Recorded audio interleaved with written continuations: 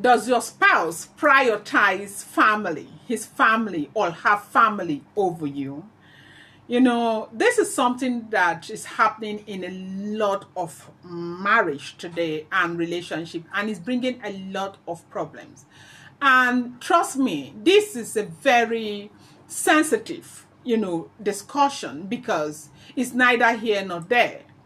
Family is very important, especially for those of us who are from this part of the world, Africa.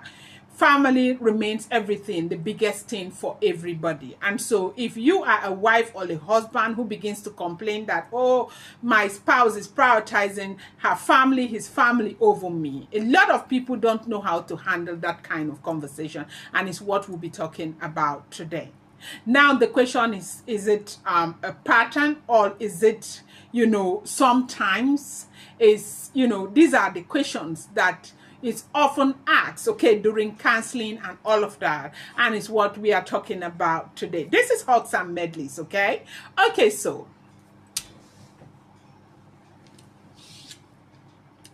now, when a spouse prioritizes his own family over you, when you are in a marriage or committed relationship, there's an unspoken expectation that you and your partner will become each other's primary emotional support. But what happens when it feels like your spouse prioritizes their family, parents, siblings, cousins over you? This can be deeply painful and frustrating. It can feel like you are, competing for attention, for loyalty, and for love. And if not handled properly, it can erode the very foundation of your relationship. Now, are you in this space right now? This is for you. Let's be honest, in many cultures, especially where family ties are traditionally strong, it's common for people to maintain deep loyalty to their birth family even after marriage.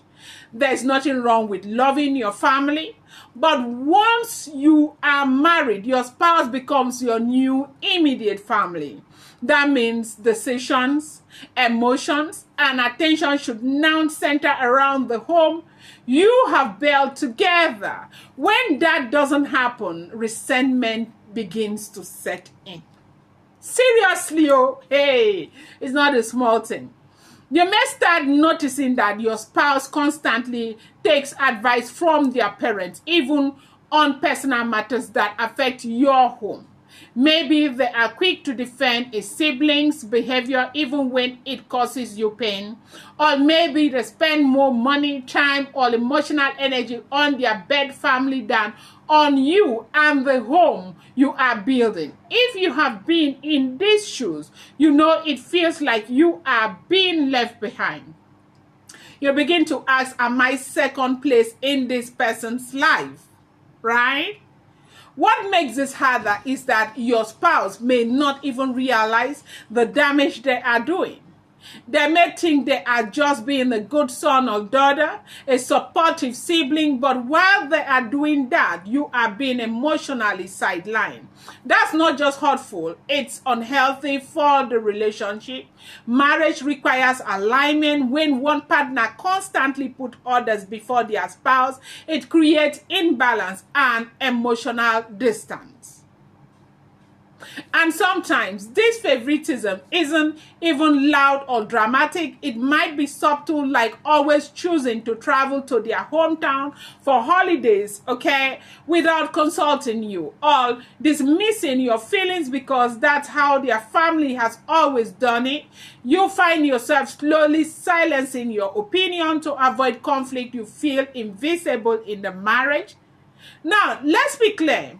No one is asking anyone to abandon their family, but maturity in marriage means learning to create healthy boundaries, okay? It means understanding that loyalty to your spouse doesn't mean disloyalty to your family. It means knowing how to prioritize without neglecting, okay? Yes, knowing how to prioritize without neglecting. Welcome back to Hugs and Medleys, where we talk about the real issues that affect modern marriages and relationships with warm truth and practical wisdom. If you are watching or listening right now, thank you for being part of this community. We know relationships aren't always easy, but they can be worth it when you approach them with intention. Now, let's get into what you can actually do if your spouse keeps putting their family ahead of you. If you know me, I will say be honest, okay? Have an honest conversation, but not in the heat of emotion. Choose a calm moment and say how you feel. Don't accuse. Use I statement like I feel left out when decisions are made without my input.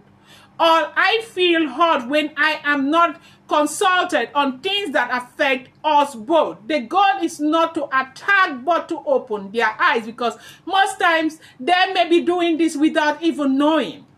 Second, set boundaries together. Ask your spouse what are healthy limits we can set with both our families to protect our marriage. Maybe it's agreeing that visit won't happen without both parties agreeing. Maybe it's, setting a budget for family support so your own household needs are not neglected.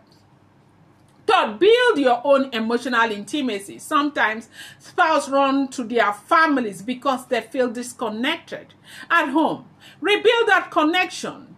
Date again, laugh together, make your home a safe place emotionally and spiritually. Fourth, if the pattern persists, consider seeing a counselor or a marriage coach. Sometimes an external voice can help your spouse see what you have been trying to explain. It's not weakness to seek help, it's wisdom. It is wisdom to seek help. Lastly, pray together. If you're spiritually inclined, ask God to help both of you honor family without damaging your own union.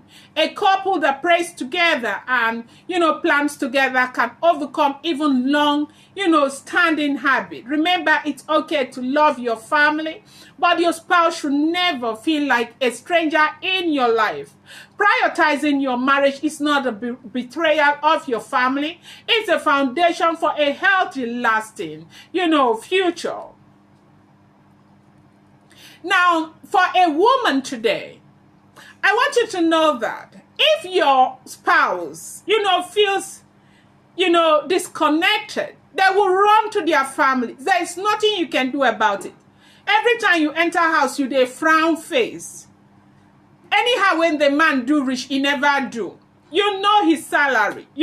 Say in money, when they bring come home every month na 400,000. Inside the 400,000, him he give you 250,000 naira.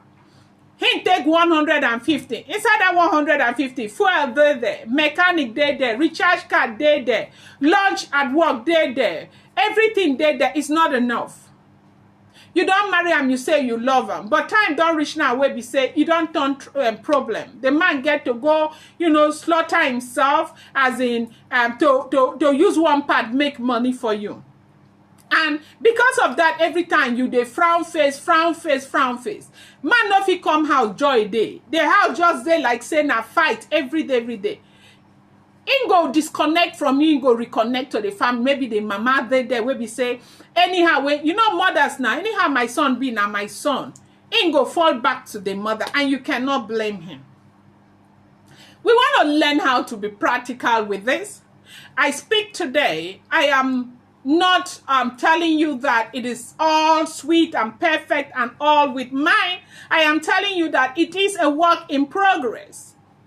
Every marriage you see, even those who have been together for 25 years, now work in progress. Marriage, anybody tell you say, hey, sweet, now lie.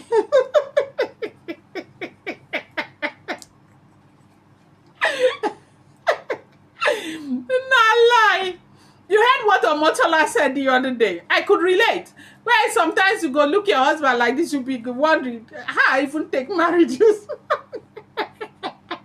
Omotola said it, and people were laughing, and it's true. But that doesn't mean you don't love them. It is because maybe at that time they have done something or said something or something you don't like, okay? And it happens. We have to find a way to be able to, set real healthy boundaries in our marriage so that You don't abandon the family front because you want to care for your immediate family, that's your wife, or you don't abandon your wife because you want to care for your extended family, right? And so if you're able to create these boundaries, there will be nobody complaining that you're prioritizing your wife, prioritizing your mother and all of that, and you to that woman, you say if you go take them easy. That man, now that woman raised him, carry him for belly for 9 months, took care of that. You as a mother today, you understand the challenges, everything that parents go through. And sometimes when your husband wants to do a little more, just go further to do more. Don't see it as a problem. Because this is what you expect from your own child or your own children when they grow up. You want to be considerate. You want to free your mind and be free and be happy. If you're that woman, when they think, say, the happiness when you suppose get for this world all go come from that marriage. Far. It will not. You have to build happiness. You have to grow yourself. You have to build confidence in yourself. You have to have enough energy to fuel your marriage. If you're waiting for your marriage to fuel you, okay. All right, I don't go talk again, okay? So we have to learn how to build healthy boundaries, okay? And so, we can do well in marriage. Today, I am wishing you the very best in your marriage. The struggle is real, and so shall your success in that marriage be, okay? I wish you the very best. I wish that love stays forever, okay? And this is Hugs and Medleys. My name is Anusong, Dr. Anusong Bukesh. I love you guys. Thank you for joining Hugs and Medleys today. I appreciate you. I've changed for the better this time. I thought I would never